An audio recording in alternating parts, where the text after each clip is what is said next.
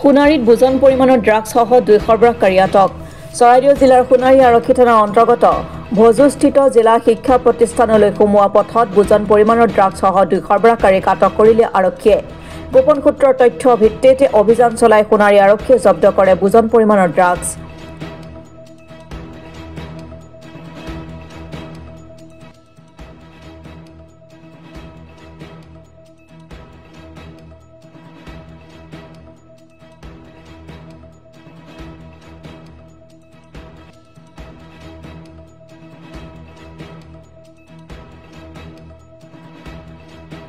আৰক্ষী সূত্ৰৰ মতে আটকাধীন যুৱকদ্বয়ৰ নাম গিৰি ৰঞ্জন ফুকন আৰু ভৈৰৱ গগৈ। যুৱকদ্বয়ে চলাই অহা এখন স্কুটিৰ পৰা আৰক্ষীয়ে উদ্ধাৰ কৰে ড্ৰাগছখিনি।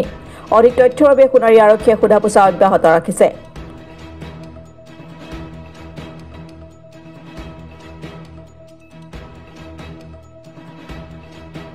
ধ্ৰুৱজ্যোতি গগৈ আৰু এইটো মুঠতে 4-5টা। এটা বহুত দিনৰ পৰা গাঁওখনত সিহঁতে অশান্তি কৰি আছে। এইটো সাংঘাতিক অশান্তি।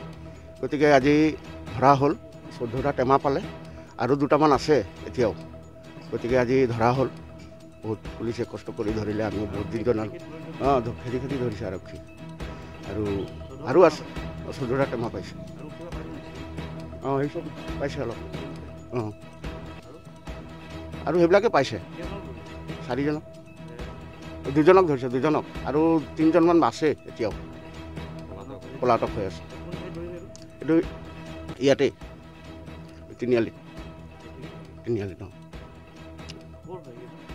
এজন ইয়াৰেই বেছিকৰ। সেইজন ক'ৰ হয় নাজানো। টিয়ক ৰজাবাৰীৰ আৰু এজন আছে বগৰীগুৰিত আৰু এজন আছে নৈ সিপাৰত। 2জন ধৰিছে।